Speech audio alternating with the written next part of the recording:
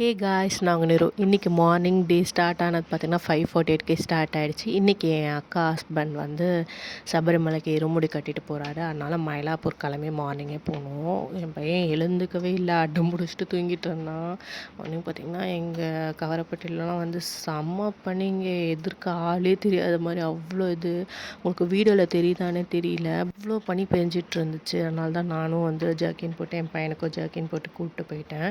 அப்புறம் விம்கோவில் வந்து மெட்ரோ ஏறி தேனாம்பேட் போயிட்டு அங்கேருந்து ஆட்டோ பிடிச்சிட்டு போயிருந்தோம். லாஸ்ட் வீக்கெண்ட் பார்த்திங்கன்னா நீயா நானா வந்து ஒரு டாபிக் போயிருந்தது, அம்மா யாருக்கு, அக்காக்கா தங்கச்சிக்கா அப்படின்னு சொல்லிட்டு. என் ஹஸ்பண்ட் ஒன்று என்னை பார்த்து கேட்டார், உங்கள் வீட்டில் எப்படி அம்மாக்கா அக்காக்கான்னாரு. ஆனால் எங்கள் வீட்டில் பார்த்திங்கன்னா நான் தான் வந்து 40 கிலோமீட்டர்ஸ் தள்ளி இருக்கேன், அக்கா வந்து கொஞ்சம் பக்கத்துலேயே இருக்காங்க. அதனால் வீக்கெண்ட்னா போய் பார்ப்பாங்க. எப்போயா அவள் ஆஃபீஸ் போகிறேன்னா பையனை விட்டுட்டு போகிறது இப்படிலாம் இருப்பாள்.